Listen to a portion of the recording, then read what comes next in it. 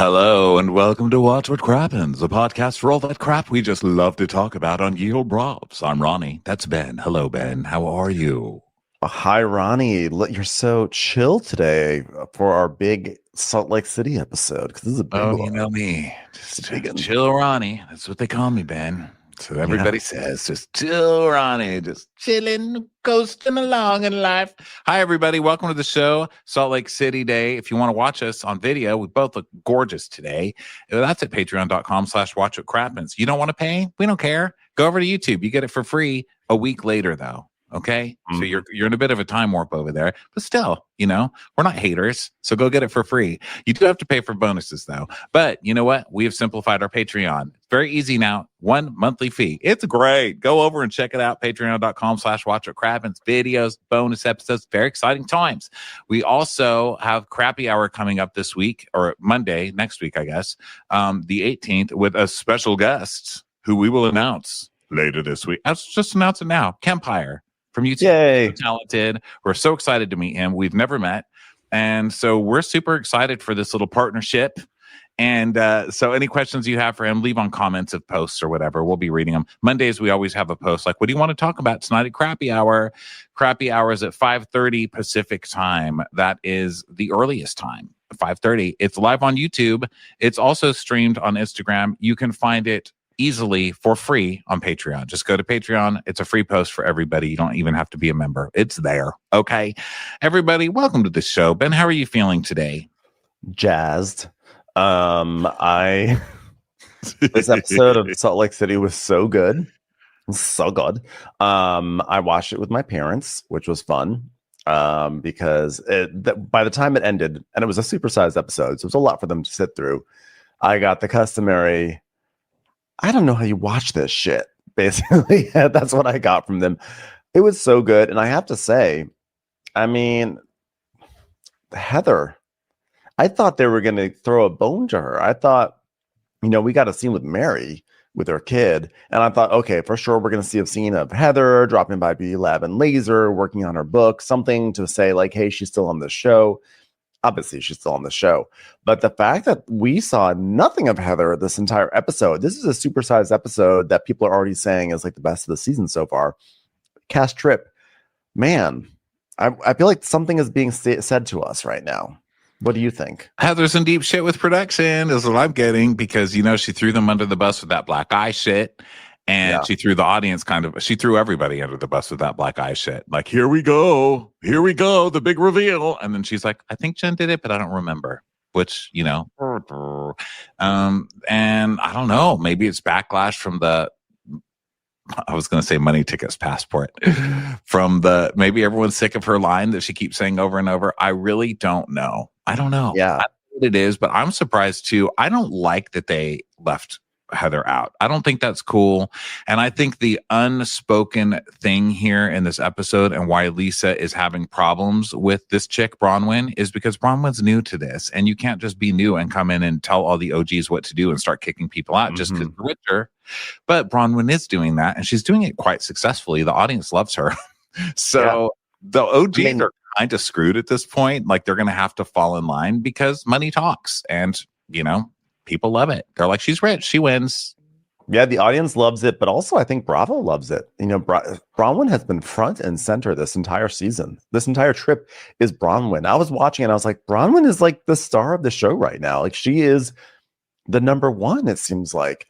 And it's shocking. It's like, wow, this is, in my mind, this has always been Heather's show. Like Heather's always been the number one. She's been the big dog here. She's been the one that everything's sort of centered around in a certain way. And this is like a shift right now.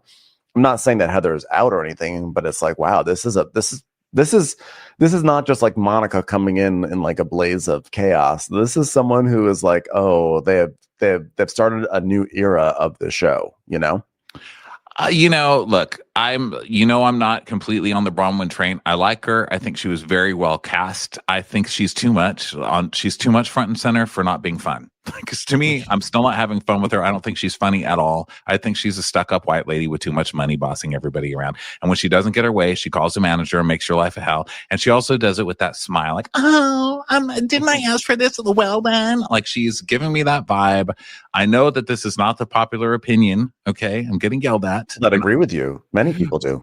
But really? Because people are like, you. But that's just how I feel. It's the vibe I'm getting. Not fun. Summer should be fun. You are not fun. Now, that said, I do generally like her. I just hate rich people coming in and bossing everybody around and everybody listening just because they're rich. It makes me fucking crazy. And I feel like Todd and her are both doing that. Todd's a fucking asshole. And I started on that last week. And this week was so solidified. I was like, thank you. Thank you for giving me this universe, because what a dick that fucking guy is. So I'm not sure about these two. And I'm not sure about the audience at all en masse giving them the kind of control that they're getting. This is too much power for newbies who don't know what they're fucking doing yet. And I think we all just need to calm down and give them a chance to flourish on their own without being like, you're amazing or you're terrible. Because I'm not saying she's terrible either. I just don't love the vibe of being like, Heather Gay, center snowflake last season, you are now on the back bench because you wouldn't kiss my ass and apologize. Don't like it. I think the Todd thing is interesting. I feel like, based on the comments I read on social media all week and other places, it seems like people are sort of divided. Some people had definitely your reaction, which is like, he don't like the way he talks to Bronwyn. She seems to get small around him. He's a dick. He's grumpy. And then it seems to be like there's another contingent of people that are saying, yes, he is all those things, but we like him because of it. Like, some people seem to like that he's really grouchy, and like the people are calling him the Todd father, and people enjoy this sort of like surly, it's kind of like that Midwestern, like pragmatic, like that's just not the way we do things kind of vibe. And so I think it's just like depends. Like, some people are into it, some people aren't. I personally am amused by it because I just feel like I'm not at the point yet, although I leave the door open to it, where I feel like he's being like there's something really fucked up in this relationship. But right now I just see him as a grumpy older man, and I'm okay with it, oddly enough, in this situation. I don't know why. Even after he shuts her down at dinner in front of everybody, I was like, ugh. Yeah, well, I don't know. I mean, like, there are times when we watch these shows and we like, the takeaway has been like, well, of course he's mad because he just wants to have an anniversary and she's making it into a reality show. And then there's times where the takeaway is like he needs to get over it because like she's got a job to do. And so like I feel like we've sort of vacillated between those two reactions to these sort of reactions from spouses. And in this case, for some reason, I'm just kind of like, it's striking me as like, yeah, well, he wanted to just have like an anniversary party, and everyone's screaming, and he's got his friends here, and he's like mortified right now. And I kind of get that in this situation. I'm not saying that I won't change my mind. Listen, as you always say, hypocrite party. That's what we are. So I may you change have my to change your mind. There's nothing that say we have to agree. You know, but right now to disagree. Yeah, no, I say that right now, like I have to be honest about my feelings. I have to be transparent. Be honest. And my honest takeaway is that I just see Todd as someone who's like, I don't want to deal with these fuckers. These people are awful. Now, that being said, I definitely felt more awkwardness in their relationship during this episode for sure. I was like, oh, something's well, and that's most of my issue is not it's not really that he doesn't like being.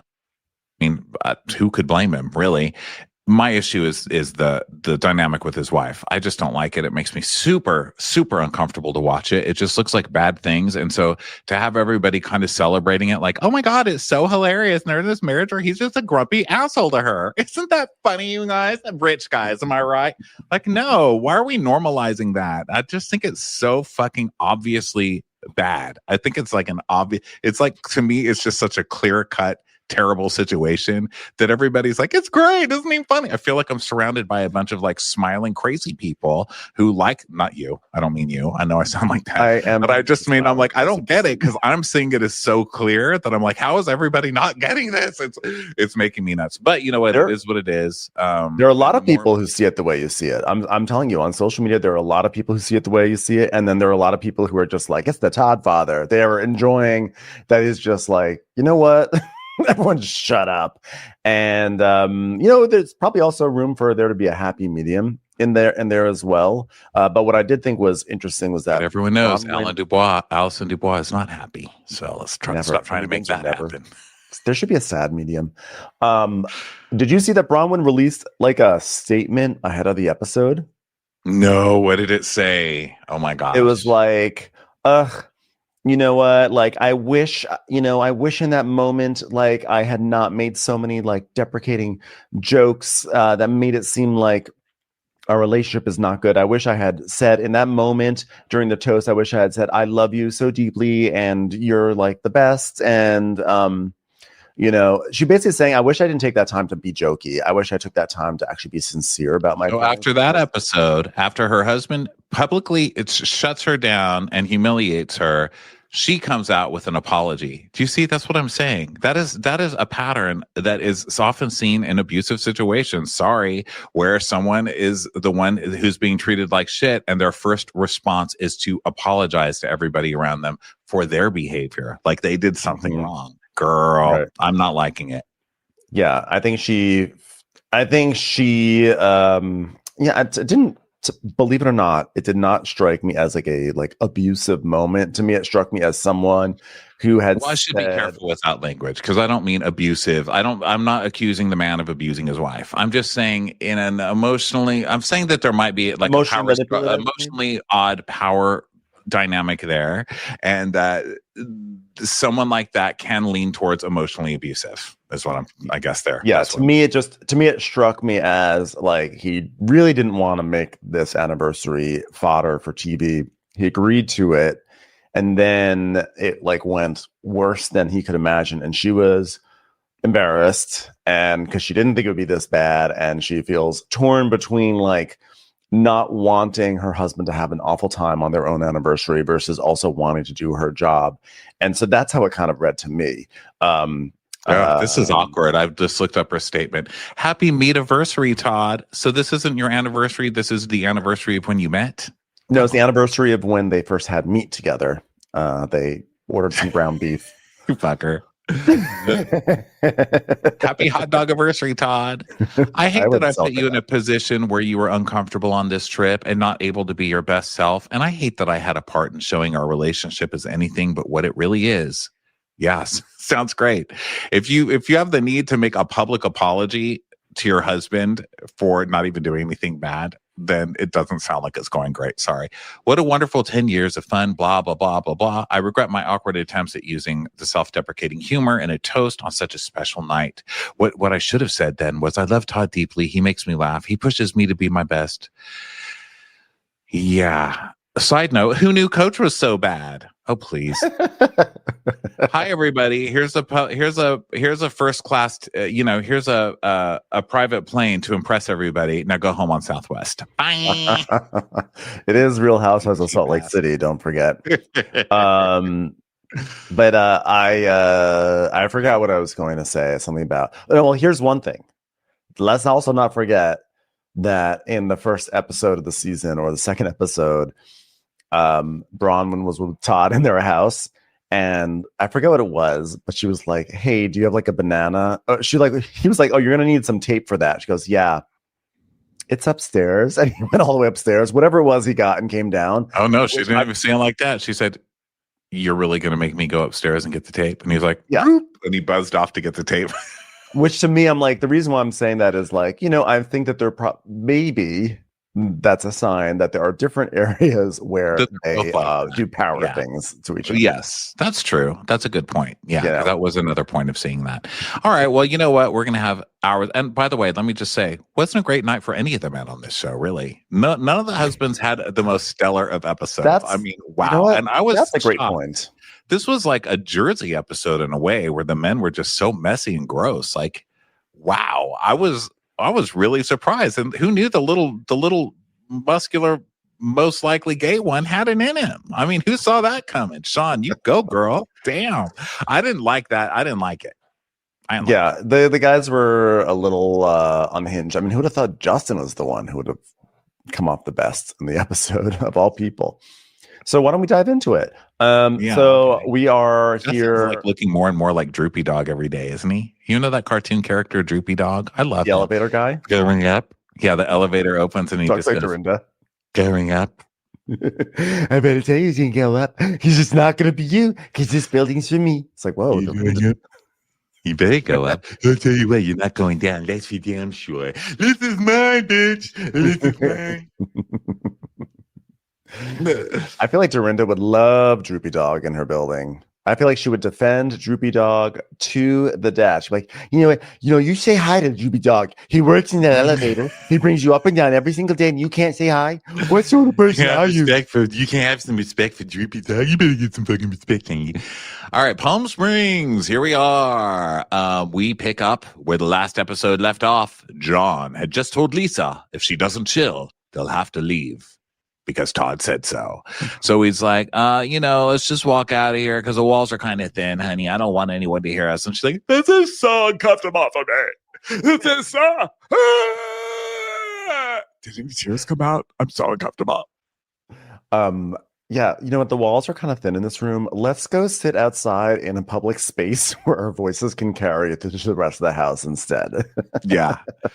Also, I know that this whole thing, I'm like, God, that's emotionally abusive. And I don't like how the men are behaving. This is sexist. So what I'm going to say is just going to win me a Hypocrite of the Year medal. And I'm willing to accept it because I can't not say it.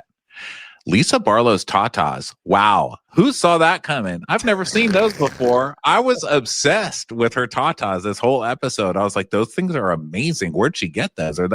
I'm assuming she got them somewhere. Where do I get them? My God, I want tatas. Yeah. Jack found like the best breasts, the Michelin-starred breasts in Cartagena. They're like amazing. Those are some A+ boobs. Good for you. Good for you. Good for you. So anyway, what a gorgeous lady. Wow. Okay. So, they go sit on the patio table and Lisa's like, what happened? This is so uncomfortable. This is so uncomfortable. This is like sitting in coach on a 1-hour flight to a different area. And John is like, well, it seemed like you guys were all getting along for a second in the hot tub. And then all of a sudden it went sideways. And it's just like weird for me to see you and Bronwyn not get along. I love Bronwyn. I love her so much. Sorry, I have to say that. Otherwise, I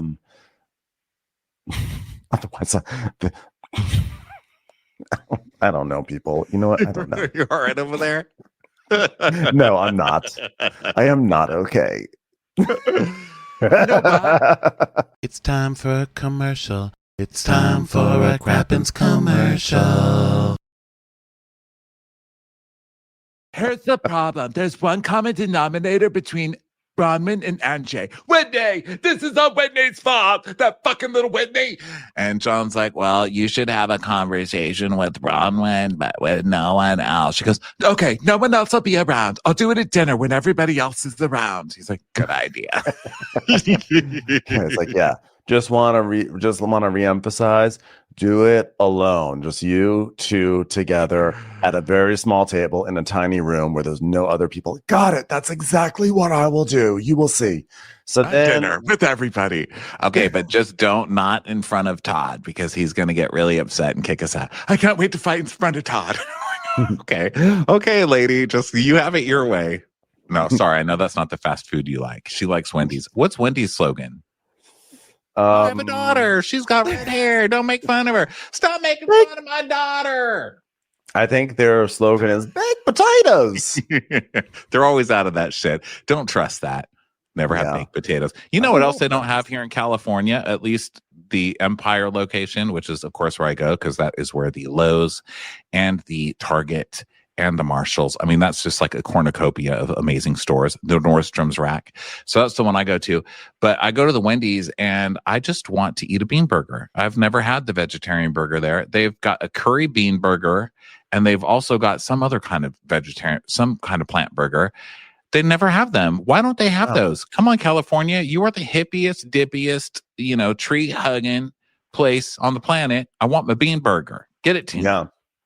Yeah, that's a travesty that Wendy does not have those square bean burgers. Little ginger asshole. Yeah. Well, you can get a frosty at least. My daughter. I like that being the slogan of Wendy's. You leave my redheaded daughter alone. Oh, it sounds like Todd. It's like, all right, well, let's go have some lunch. I've got a call to make on my Palm Pilot. Well, we're going to see if it goes through. Todd, they don't have cellular data. The hell, they do have cellular data. What are you talking about? I invented this shit. I may as well be a chocolate cake because you're about to get a piece of me, you little kid. Todd, why are you climbing on that tree? Because it's a palm and I'm the pilot. Let's take off. Oh, gosh. Okay, so now lunch is being prepared outside by the staff. And Lisa's like, I really don't want to leave this trip early. I came here to celebrate Todd and Bronwyn. That's what I want to do. I want to fix things with Bronwyn and move forward. I don't want the rest of the trip to feel like this. Do you know why? It's uncomfortable. So they all sit down at this long table. And Bronwyn's like, I think there's like nothing else we can do next after a contentious morning other than sit down and break bread together. Bon appetit. I was like, well, you are failing your freshman season here because you mentioned the B word, bread, which is a no-no on the Real Housewives. Yeah. Bread breaks bones, biatch. Break bread, break bones. Hey, Bronwyn, John said that we should talk together alone, so I'm going to do it right here at this table full of 10 people. Okay. Hey, I wanted to talk to you. Yeah, because we didn't get to finish our conversation. Yeah, because you stormed out and cursed me out, which was really not nice. Anyway, I think with Heather, I don't think there was anything to defend. I feel like she was just expressing her feelings. And it's just like, it's hard to have a conversation with you about that because these are her feelings on a situation that you have with her.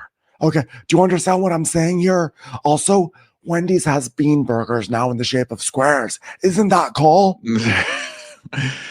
You know what? And like, it's different because we're talking about like Heather is expressing her feelings, but Whitney's outright lying about me. And when it's like, I am not lying about you, Lisa. You did. You lied. I am not lying about you. I'm telling you the information I was. What?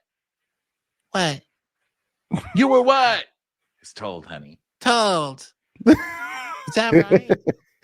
When Lisa pivoted out of nowhere from this, like, hey, I just want to make things good with you, Bronwyn, and then was like, when people lie, like Whitney, and Whitney's at the end of the table, like, huh? What?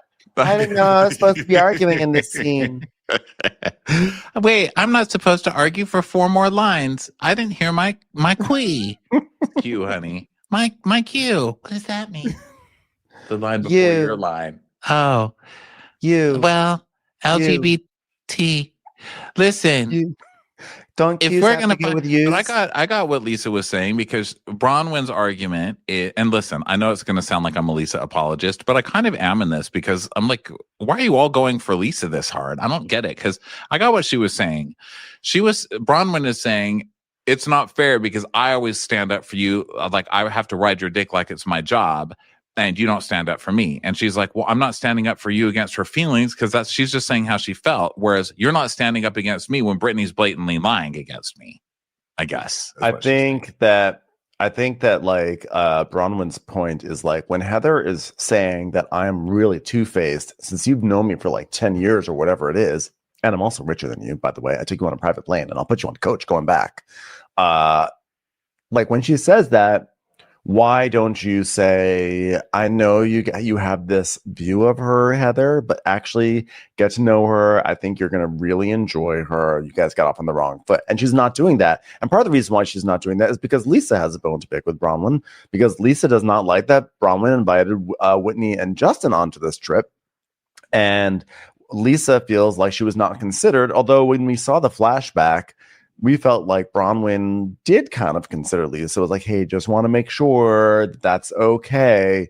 But Lisa is feeling abandoned by Bronwyn, and that's why she didn't defend Bronwyn, and it's a shit show. Well, but she didn't say she expected Bronwyn not to invite Whitney on this trip. She was mad, as I recall it, she was annoyed because Bronwyn called her and was like, "Are you guys going to be okay if you come on this trip? Because Whitney is coming. Is that going to be okay?" And she's like, "What is she like accusing me of having a fit or like not being able to?" Right. It was seemed an like she was interpretation. offended, which, by the way, is hilarious because Lisa's done nothing but throw fits. Yes, she's like, no, it "Why was would I actually think I'm both gonna things, throw a Ronnie. fit?" I'm like, "Because you do all the time. It was you weirdo." all the time. Watch the rest of the episode. No, the it was two things. One thing, Lisa felt like Bronwyn did not check on her at the mafia party. Remember, she's like, "Did you even check on me after that?" And then we saw that Bronwyn had like sat down, like, "Are you okay?" But then she also felt like when Bronwyn called, Bronwyn was accusing Lisa of being like you guys aren't going to be like wild animals, right? Like you were at the party, right?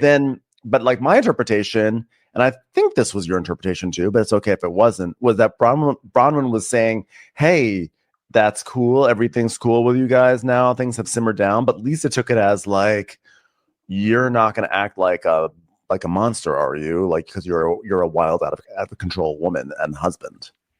Yeah. Okay. So it's all about interpretation. It's all a fucked up situation that is actually easily remedied.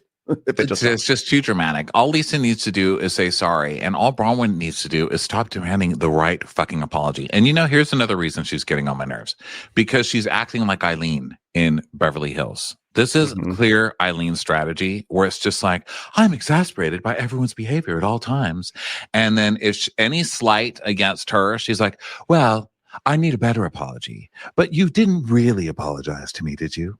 Well, I think that could have been better. Was that even an apology? And then it became 2 seasons of her needing an apology the right way. And that's going to make me nuts. It's already making me nuts. And it's I think this is going to be her fatal flaw. And I think that next season, when the audience inevitably turns against Bronwyn, because that's just the way it goes, it's going to be like, I'm sort of over her. She's always wanted an apology, always wants this or that. And this is going to be the thing. This is going to be her Achilles heel. It'll be the turn. So I guess we're just seeing the little seeds of it now. Because, as much as I've been saying, I'm not sure yet, this is the first episode where anything for me was solidified with the like, well, was that really an apology? Where I started getting like, okay, all right, lady, you're testing me. Okay, so then groveling. Yeah. So then, and Lisa's not going to do that. I mean, but also Lisa just needs to apologize sometimes. It's like, fucking A, man, just say you're sorry, bro. Like, it's like going to kill you. All Lisa has to say, sorry. All she has to say is, you know what? It was my bad. When Heather was like, I should have actually, defended you. I should have actually like reminded Heather why you're actually really awesome, but she didn't. But the other thing is that like I can't. Yeah, that's too much. It's too much. We'll go over it again a million times. And we have a whole episode that this is going to be popping up on. So yeah, it pops up literally 20 times. So, wait, I'm in an argument. Q. Okay. Yes, Whitney. It's a fight. It's a fight we're in. So now it's a fight of Whitney and Lisa. Like, did Whitney lie about Lisa? And Lisa's saying yes. And she's like, I'm not lying about you. I'm telling you the information I was told. And she's like, you didn't ask me. You accused me. And you said you had proof. Well, I want to see the proof. I want to see the proof because I didn't do it. I didn't do it. She's like, I sat down calmly and you started crying and yelling and running around and charged at my husband and incited my husband into it. Look how incited. Are you okay? I think it's stitches. He's so incited. He just can't hide it. I'm about to lose control. And anyway, so Lisa's like, he's like, oh, charge at your husband. I think your husband's capable of taking care of himself. Thank you very much. And as a matter of fact, my husband would never talk to a woman the way your husband talked to me. To be fair, though, he also just doesn't really talk.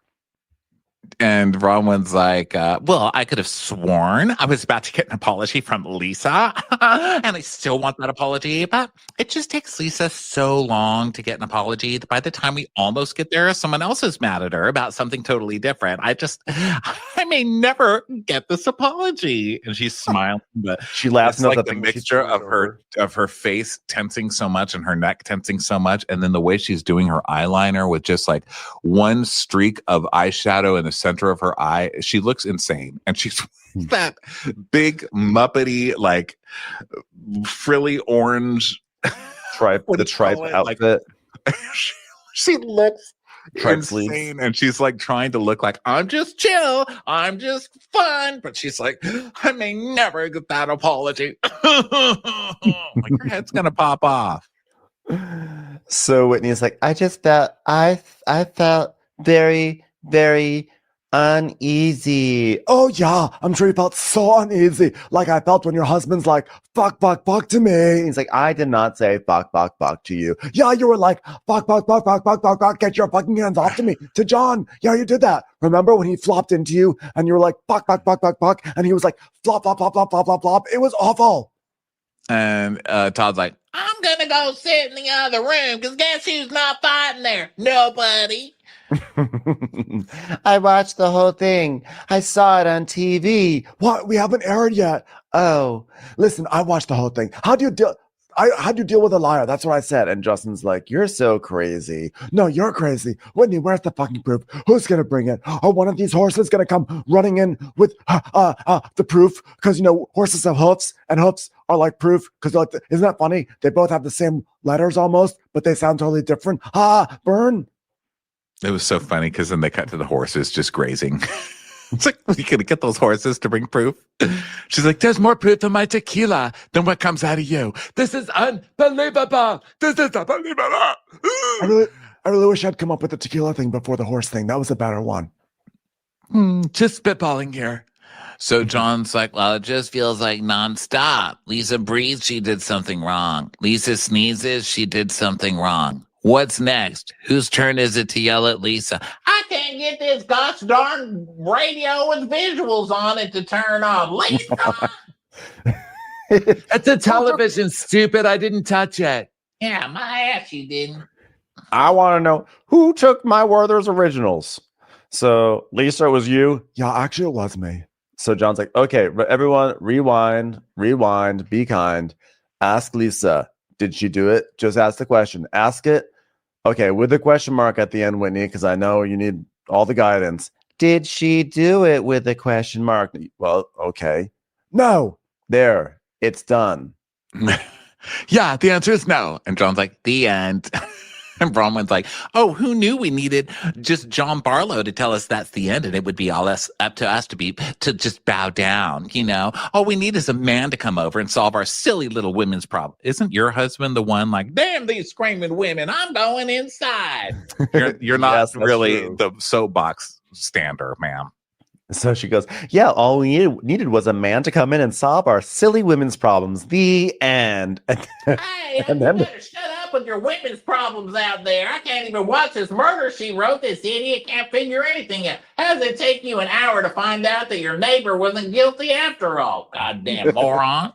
Whatever happened to Leslie Nielsen anyway? And then I just love that the episode just ends. They start rolling the credits. So like the end, and it just starts the credits, but then it comes back, and John's like, Whitney, did you lie about anything to Lisa? Never. I never lied about you. I may have said mean things I felt at the time, but I never ever lied about you. Which is hilarious because Whitney literally lies about everybody every season. And they showed a montage of her getting blasted by every single person on the show at the beginning of the season. And Whitney's like, me? I don't lie. I sleep sitting in a chair. So you exploited my vagina. Yeah. So Whitney's like, well, I get. So John says, Lisa's never lied about you. She's never lied about anyone at this table. And she's like, well, I'm going to have to sit with that. Has Lisa lied about anybody at the table? I'm trying to think if she's ever been caught telling lies about anybody. I know it's so hard because I kind of feel like everyone on this cast tells like little lies or half truths, and it's been so many seasons that at this point, I can't tell. I can't tell anymore. Well, guys, I think this is getting a little stale. So let's have another husband pipe in. So Sean comes in and he's like, didn't she tell somebody you're a fucking bitch though, Angie? And she's like, yeah, she told me. Okay, well, that's not lying. And that's a separate situation. And if a bunch of women are fighting at a table and one calls the other one a bitch, is that really the worst thing, Sean? Girl, please sit down. Sit this one out, Sean. This isn't about you with your stippled on hair. Okay? Sit it out. Well, It's borderline abusive. I mean, I've been privy to conversations between the two of you and really, taken aback by some of the abuse my wife has taken on the other end of that phone call.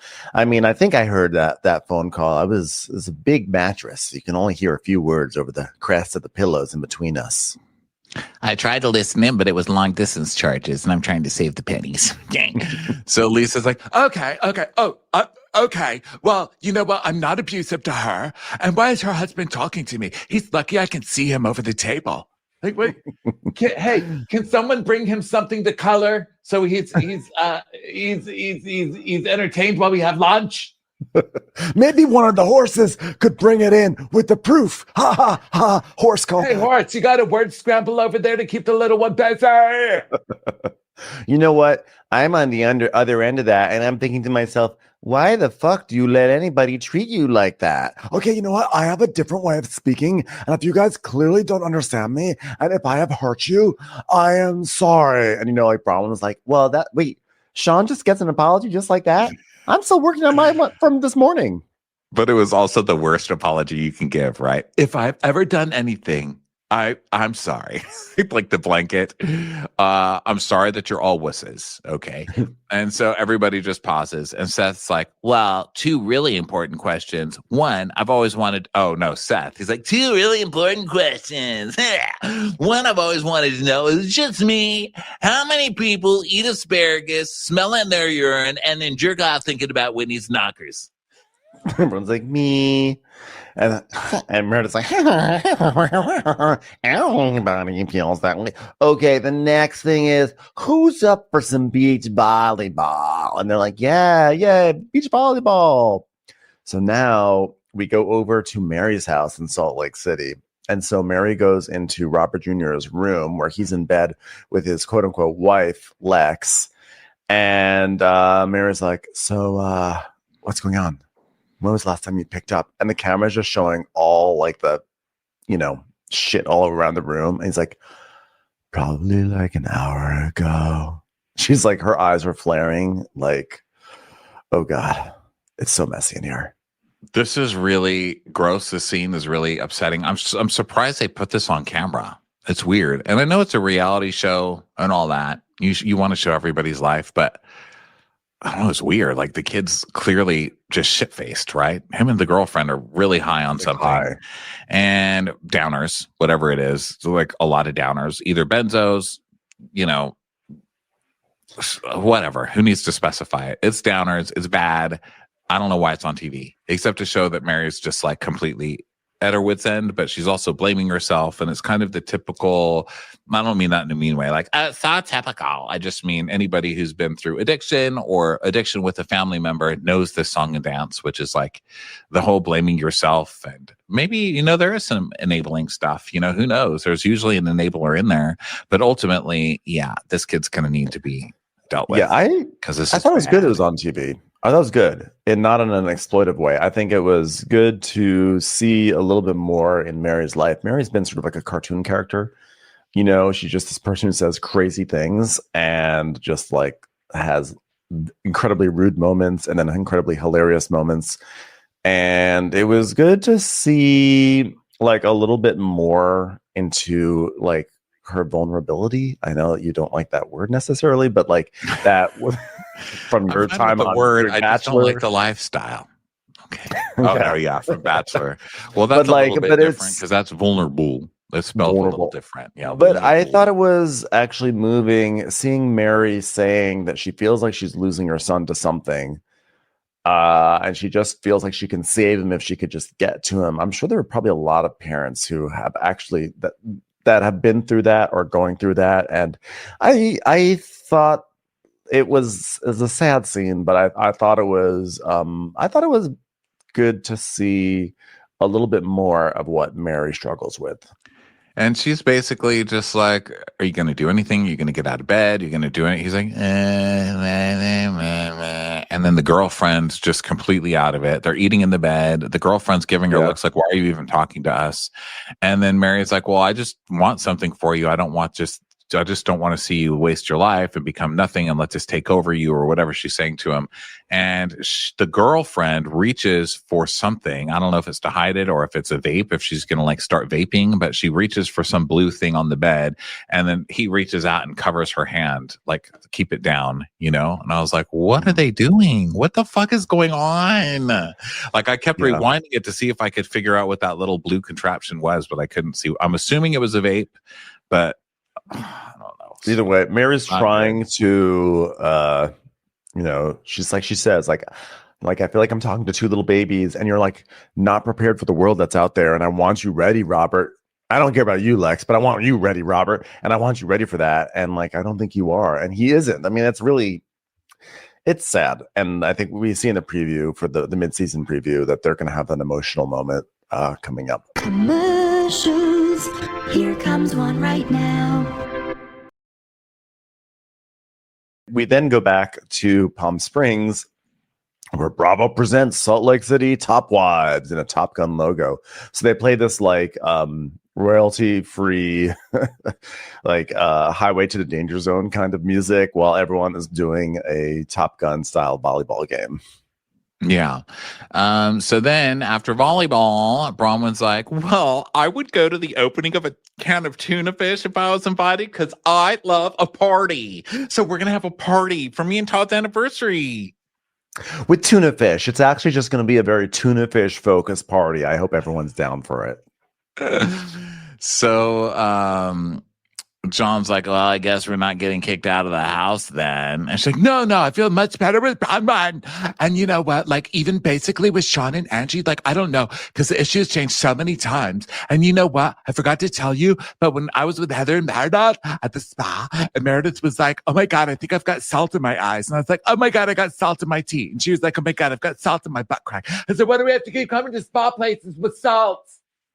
By the way, the Lisa and Angie thing is like, it's so bizarre because I feel like they hate each other now because of the comments about the kids. But the thing that led to the comments about the kids was just like, it was based off of nothing, right? It was just like that first party, and Lisa did not like that Angie was being friendly to Whitney, essentially, right? And then Lisa's like, you're not being a good friend to me. And Angie they basically accused each other of not being good friends. Like, it's basically like a rift built on bullshit, and now it's a real rift. Yeah. So it's like, it's wild. It's reality TV, you know? And especially on this show, because this show, the rifts are mostly built on nothing, and they just eventually start believing them, you know? Yeah. Especially Angie, because, you know, Angie's always trying to get into a fight, you know? She's like, time to work. So she's always trying to get into something with somebody. And she got it. She got it with Lisa, so have fun with that. Yeah. So basically everybody's just, she's telling John that Meredith was saying that her feelings are still hurt about Sean because he never apologized for saying that she used her son to get sympathy in the war against his gayness, against Sean's gayness, which I think she kind of did do, but well, she at least used it in the fact that she was like, well, I have a gay son. Why would I do this to a gay? But I mean, I don't know that that's the worst crime in the world. I don't know. It's that whole thing is also kind of like, I can't believe you guys are fighting about this right now. So it's hard keeping track of the fights on the show that are current, but then going back to the old ones that were also built on sand, it's really hard. It's really hard. It's mind gelling. Like, it turns my mind to like jelly. So now we go to Whitney and Justin, who are getting ready, and she's like, things are so awkward with Lisa. She hasn't spoken to me since lunch. I'm like, it's been like 4 hours. Normally people are like, I haven't gotten a phone call in 3 weeks. She's like, it's been 90 minutes and she hasn't talked to me. It's so awkward. But also, she was just out there having fun with you and laughing with you. Why are you such a weirdo? And Justin's like, well, is there any hope there? Because, you know, vitamins and jewelry. Yeah, exactly. Buy it now. Just read my hat. Where to buy them. Yeah, right? Well, I believe my source fully. Really? Your source that says you're full of shit and a total liar and making everything up? Well, that's interesting. Yeah. And she's like, I believe him. How do I move forward and trust Lisa? Because that's the problem. Because she's never going to admit it. And I don't know how to trust her. But I just felt like I have to see how it goes. Cause like, do I trust her? But like, what if I'm nice to her, but then I don't trust her? But then would I trust her, but I'm not nice to her? Like, how do I mix it? Justin's just like falling asleep. Justin, I know. like, please stop talking, please. Whitney having an existential crisis is just hilarious. I don't know if I have 2 fucks left to give. Okay, well, don't overheat over there. So then everyone's now Bronwyn is putting on this $4 million necklace, which I do not believe that they actually bought that. I feel like it's just a rental. Like they cannot have bought it. I know that Bronwyn buys her own shit, but not a $4 million You cannot tell me that Todd was down with a $4 million necklace. And then now everyone shows up to this dinner party. There's like a mariachi band playing and everything. And everyone's like, wow, this is a very cute dinner party. Where's the mariachi band? But I don't see a bathtub. Oh, but that's fine. And then some other friends of Bronwyn and Todd are there, and is this where Todd makes a comment about the tequila where he's like, it's those year, he's like, those people own a tequila company, a mediocre one. Those tequila shit. Even the worm doesn't want to get drunk on that. Last time I saw a bottle of Vita, the worm was trying to crawl out of the top.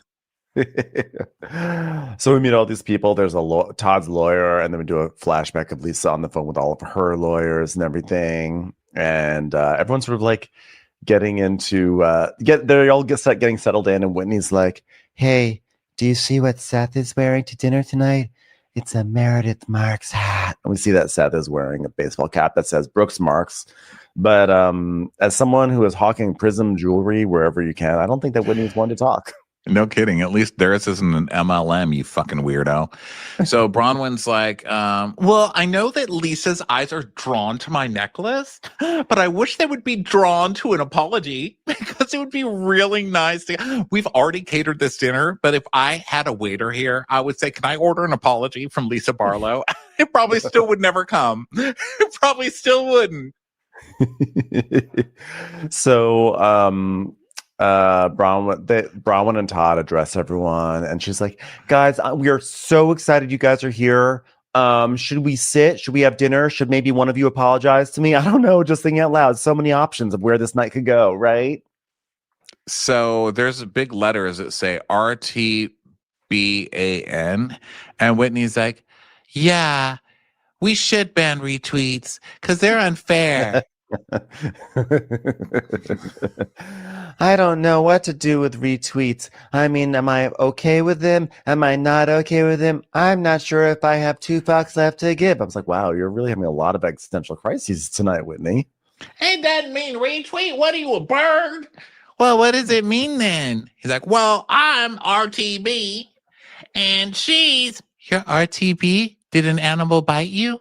Did you get a shot? You could die from that. Not rabies! RTB, you goddamn idiot! I love Star Wars. Not R2D2. RTD. RTB. RT. I don't even know my letters anymore. So what does that mean? Robert Todd something? And then she's like, and Whitney's like, and then Bronwyn Newport? He's like, ding, ding, ding, winner, winner, chicken dinner, you goddamn moron. So then we see that they spell out Richard Todd, Bronwyn, Allison Newport. But you guys need some work on your slogans. Let's just say that. No one's gonna hashtag that shit. You know what I mean? Work on it. Is his name Richard Todd? Is his last name Todd? Are we just calling him by his last name all this time? We're like, hey, what's up, Todd? That's really his last name? Is it like Ken Todd? I'm so confused. So anyway, people sit down at the table and everything, and Angie's like, Todd's got another 10 years out of you with that thing. Ha ha ha. Nice necklace. I'm Greek. And she's like, Brittany's not wrong. I'm willing to do almost anything to stay with Todd. And like, ha ha ha ha ha. And Angie's like, well, she says something like, well, it's not, I mean, I didn't.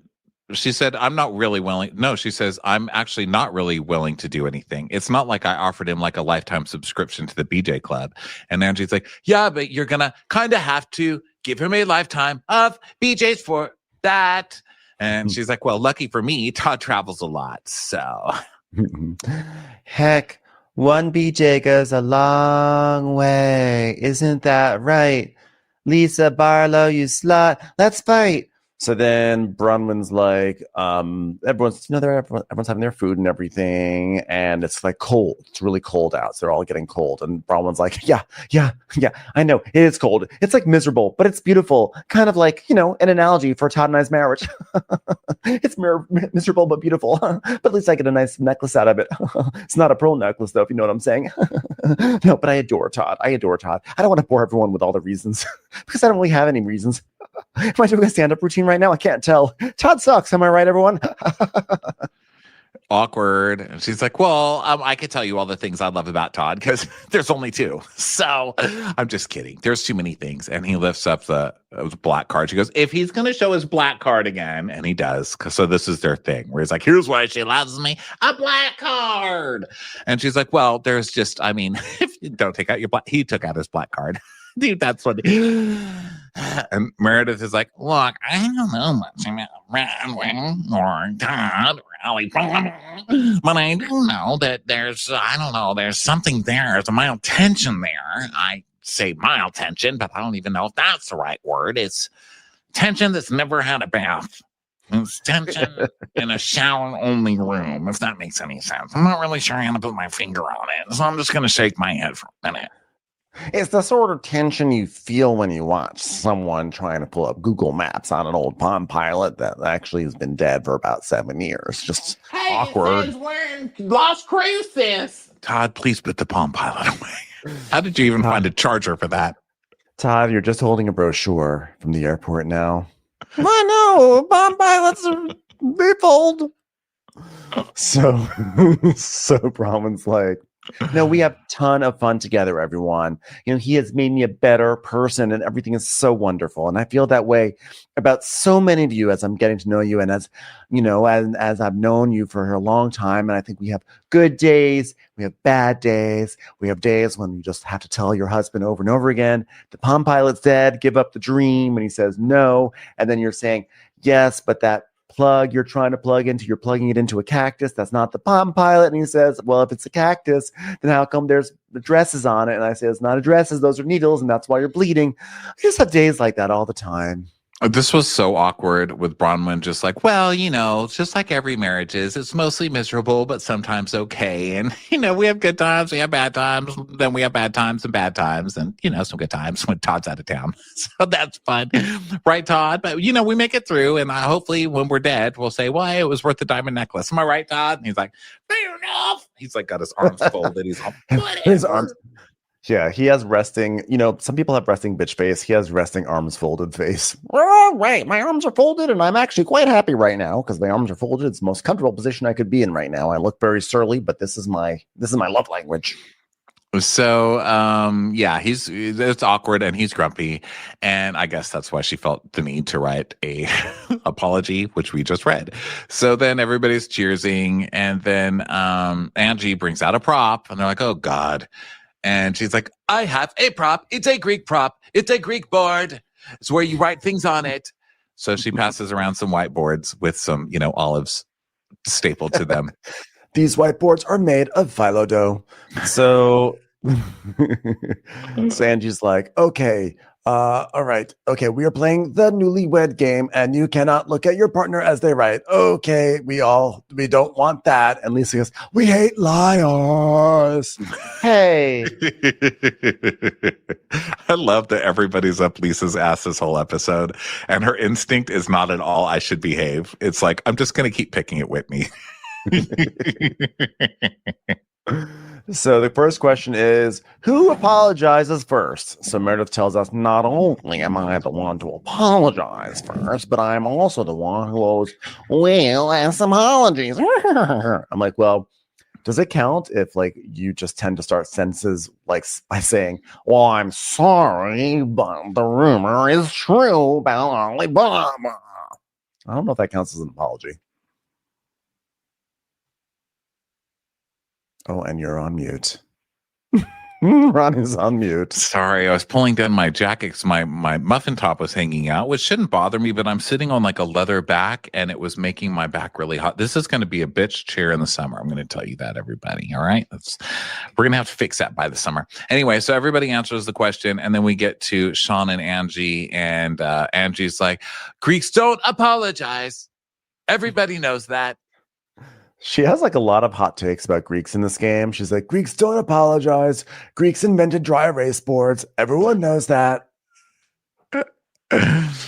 I'm trying to think if Greek people apologize. Do they? I mean, I don't know. I'm not Greek. I'm Lebanese, but our food is very similar. So, Lebanese people apologize. I know that. Let's find out who has a grudge against Michael Dukakis and see if he ever apologized to them. So then Bronwyn's what's the next question? John, everyone agreed except Meredith and Seth, who both said themselves.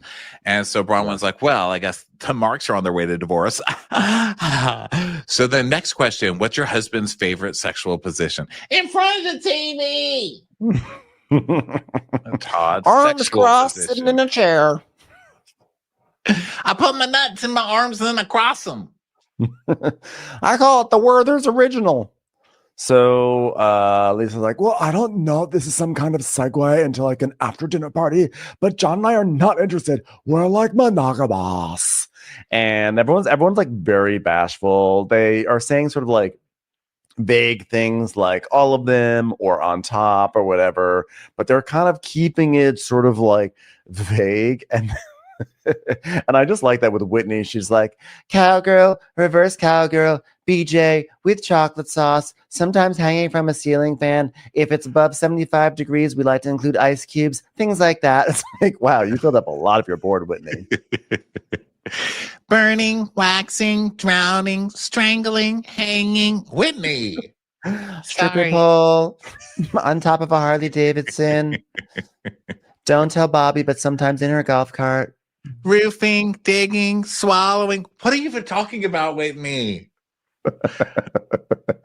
So I like John's because John was like, wait, Lisa on top. Wait, I forgot to add a word. Bouncing. I put my love on top.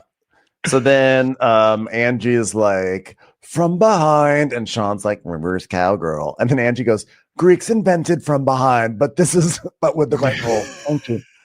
I was like, I'll have to double check my history textbooks on that one of the great Greek inventions, which was taking it from behind. Also, after your husband's last season storyline, I don't know if I would answer from behind. I mean, come up with something. Jesus Christ. Like, have some self-awareness. So then now, of course, because it's Housewives, they have to have the shady question. Who do you hate the most? And it's like the second most subtle in this game. It was like second to Marysol's like, okay, who do you want to die? Or on the Summer House, and they're like, who would you leave to die in a burning building? Jules. No offense, Jules. We love you. It's just that we think we would want to leave you in a burning building. That's all. Yeah. One of the great moments. So Angie, this one was like, who is your wife's least favorite person at this table? And it can't be you. So Braun was like, oh, this is dirty. I'll tell you what. Is the question, who would I like an apology from? I would like that question. And if not, I want an apology for it. Okay. That was pretty close to her answer. Because, of course, Lisa throws up Whitney's name. John doesn't even have a chance to write his answer down. But Bronwyn's like, honestly, like right now, like I have to say it's actually Lisa. Yeah. Mm-hmm. Yeah. Just because I haven't I wrote in a nice cursive font. Yeah. Yeah. But I haven't received that apology. Yeah. Yeah. Yeah. Yeah. Yeah. So then Sean's like, well, I have to say, Angie says, my first instinct is that I'm still working on things with Meredith, but I really like her. And Sean's like, I am the same caveat. And he writes Mare, M-A-R. And she's like, well, actually, I'm M-A-R, Sean. And he's like, oh, I didn't get that quite down. What are you talking about? You've got posters of her in your bedroom. Stop trying to start a fight with Chapel Roan just so you can get screamed at, you fucking fan. Oh gosh, Sean, since you're so obsessed with me that you can't stop talking about me, perhaps you should learn how to spell my name. Spell my name, spell my name. So Bronwyn is like, okay, this is where Bronwyn says, like, I did right, Lisa, I did.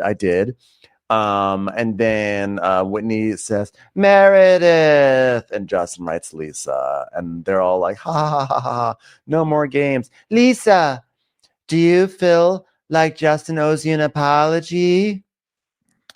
And she's like, well, I didn't feel like I was aggressive towards him. I feel like I was frustrated because what you were saying was a lie back there. Oh God, Whitney, why are you starting? Whitney is just like so performative. She's so community theater. Like, it doesn't matter how many years she does this. It's like, oh my God, everyone, that was such a fun game. So, do you feel like Justin owes you an apology still? Do you feel it? Do you feel that still? It's like, oh my God, Whitney, Jesus.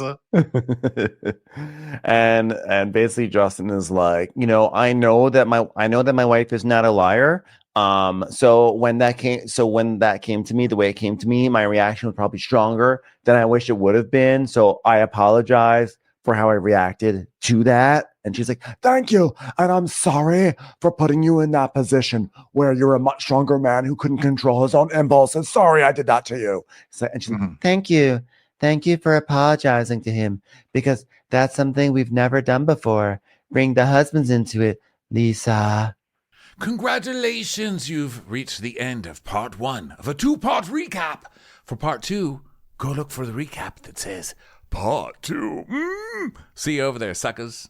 Watch what Crappens would like to thank its premium sponsors. Ain't no thing like Allison King. Ashley Savoni, she don't take no baloney. We're fanning out for Bethany Fannin. Put your hands together for Carly Clapp. Dana C. Dana Do. Aaron McNicholas, she don't miss no trickolas. Jamie, she has no last namey. Hava Nagila Weber. Know Your Worth with Jason Kurth. Sipped some scotch with Jessica Trotch. She's our favorite streamer, Caroline Peacock. Kristen the Piston Anderson. Rigging the funk, it's Leslie Plunkett. Let's give a kisserino to Lisa Lino. Let's get feely with Maggie Sheely. Megan Berg. You can't have a burger without the Berg. Cast a spell with Shannon Spellman. The Bay Area Betches. And our super premium sponsors. Somebody get us 10 cc's of Betsy MD. We're taking the gold with Brenda Silva. Let's get real with Caitlin O'Neill.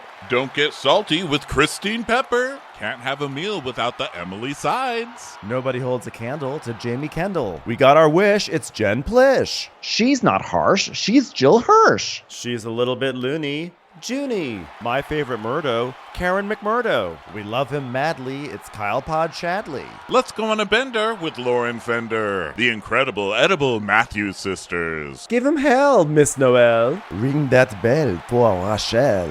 She's the queen bee, it's Sarah Lemke. Shannon, out of a cannon, Anthony. Let's take off with Tamla Plain. She ain't no shrinking Violet Kuchar. We love you guys.